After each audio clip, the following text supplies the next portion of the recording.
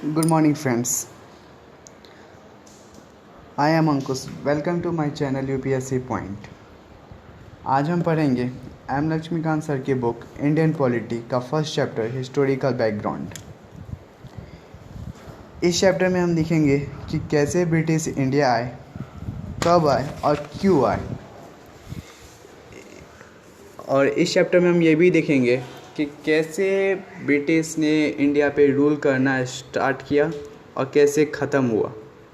मतलब 1773 में जो कंपनी रूल स्टार्ट हुई थी और 1858 में क्राउन रूल स्टार्ट हुआ था और 1947 में ख़त्म हुआ था। ये सब हम देखेंगे हिस्टोरिकल बैकग्राउंड में। अगर आपको ये वीडियो पसंद आए तो please subscribe my channel, like and share. अगर आपको इसके रिगार्डिंग कोई भी क्वेश्चन आए तो आप मुझे कमेंट भी कर सकते हैं। तो इसी के साथ हम स्टार्ट करते हैं आज का first chapter historical background.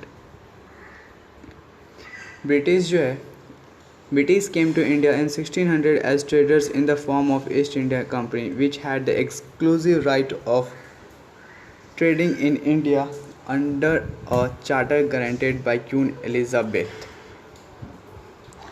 British वो इंडिया 1600 में एज ए ट्रेडर्स आए थे ईस्ट इंडिया कंपनी के फॉर्म में।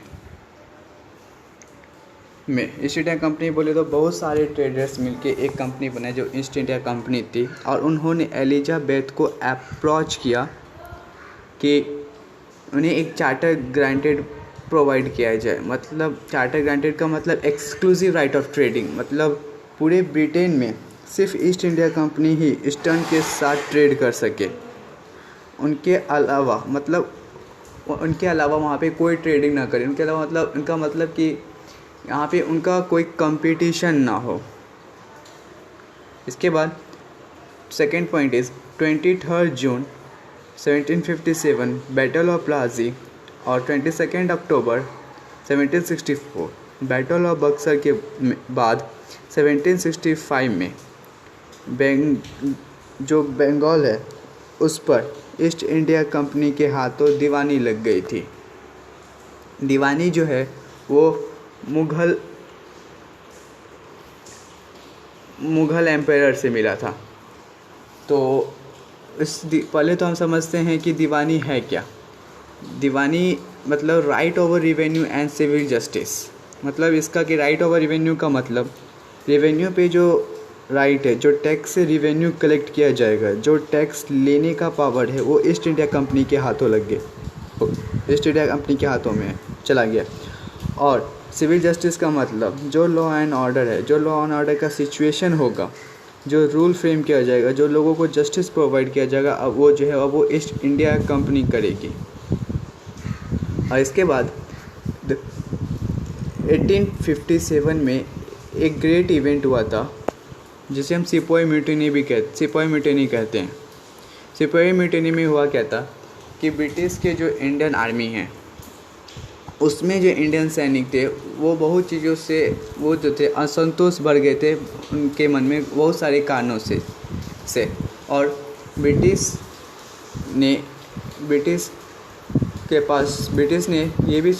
ने सोचा कि जो पावर ईस्ट इंडिया कंपनी के पास है, जो पावर का यूज़ करके ईस्ट इंडिया कंपनी ने इंडिया में रूल कर रही है, अभी यही सही समय है जो ईस्ट इंडिया कंपनी के हाथों से वो पावर ले लिया जाए। इसी के कारण 1858 में गवर्नमेंट ऑफ इंडिया एक्ट पास किया गया, जिसके वजह से जैसे ईस्ट इंडिया कंपनी का सारा पावर जो है वो ब्रिटेन क्राउन को चला गया। ब्रिटेन क्राउन का मतलब हुआ कि ब्रिटेन में जो हेड है उसे हम ब्रिटेन क्राउन कहते हैं। लेकिन ये जो पावर है वो एक्चुअल में वहाँ के पार्लियामेंट और एग्जीक्यूटिव ही निभाते हैं। जैसे वहाँ पे पार्लियामेंट्री सिस्टम है। इसके बाद हम देखेंगे दो रूल, कंपनी रूल और क्राउन रूल। कंपनी रूल जो है वो 1773 से 1858 में हुआ था, और क्राउन रूल जो है वो 1858 से 1947 में हुआ था। मतलब असली रूल जो है वो हमारा क्राउन रूल में हुआ था 1858 से 1877 में। जो यहाँ पे कंपनी रूल है 1858 है, इसमें 1773 एक इम्पोर्टेंट एक्ट पास किया गया था जो रेगुलेटिंग एक्ट 1773 है, इसका जो मेन फोकस था, ईस्ट इंडिया कंपनी जो यहाँ पे पॉलिटिकल अफेयर्स शुरू कर दी और टेरिटोरियल पावर बन के उभरी थी और यहाँ पे शासन कारोबार संभाल रही थी। शासन कारोबार संभाल रही थी। ईस्ट इंडिया कंपनी जो है वो पहले से 3 प्रेसिडेंसी पे, ईस्ट इंडिया कंपनी जो है 1773 तक ईस्ट इंडिया कंपनी जो है वो तीन प्रेसिडेंसी पे रूल कर रही थी, बॉम्बे, मद्रास और बंगाल। ये तीन प्रेसिडेंसी को ईस्ट इंडिया कंपनी चलाती थी। इसलिए इसमें देखते हैं कि रेगुलेटिंग एक्ट ऑफ 1773 में क्या इंपॉर्टेंस है। ये पहला स्टेप जो है वो ब्रिटिश गवर्नमेंट के द्वारा लिया गया था जो ईस्ट इंडिया कंपनी के व्यापार को कंट्रोल और रेगुलेट कर सके। ये एक्ट इसलिए आया था कि ईस्ट इंडिया कंपनी जो है वो बहुत लॉस में चल रही थी, बट उनके जो सर्वेंट्स हैं वो उनका जो वेल्थ था वो बहुत अच्छा था। मतलब इसका मतलब था कि ईस्ट इंडिया कंपनी जो है वो ब्रिटिश गवर्नमेंट जो है वो समझ गई कि कहीं ना कहीं जो ईस्ट इंडिया कंपनी के सर्वेंट है वो किसी प्राइवेट ट्रेड में इंगेज हैं। और दूसरा फीचर जो है वो it recognise for the first time the political and administrative function of the company.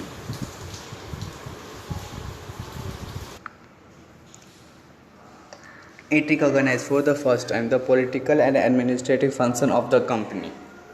पहली बार जो है वो ईस्ट इंडिया कंपनी जो कि यहाँ पे पहले से ही पॉलिटिकल और एडमिनिस्ट्रेटिव फंक्शन कर रही थी उसे रिकॉग्नाइज कर दिया गया। मतलब ये रिकॉग्नाइज कर दिया कि ठीक है, कंपनी ठीक कर रही है, ये मतलब पॉलिटिकल फंक्शन और एडमिनिस्ट्रेटिव फंक्शन ठीक है।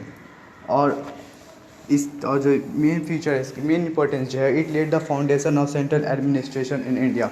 और इंडिया में जो है सेंट्रल एडमिनिस्ट्रेशन का फाउंडेशन कर दिया गया, जो कि हम आगे देखेंगे। इसका फ्यूचर क्या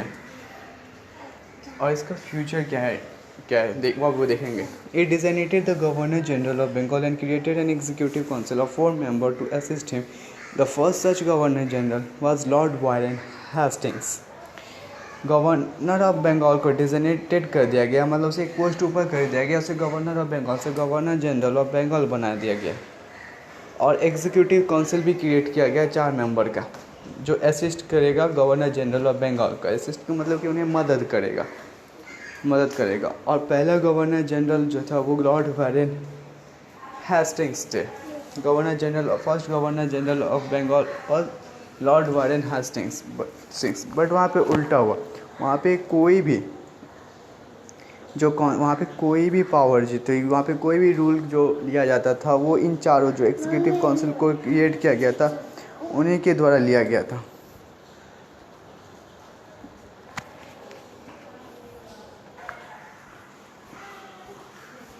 कर दिया गया कि जो वहाँ पे मतलब एग्जीक्यूटिव काउंसिल के जो 4 मेंबर थे, जो भी रूल फ्रेम किया जाता था वो मेजॉरिटी के हिसाब से होता था। मतलब जो गवर्नर जनरल ऑफ बंगाल है वो सिर्फ नाम के गवर्नर जनरल ऑफ बंगाल, उन्हें कुछ करने ही नहीं दिया जाता था।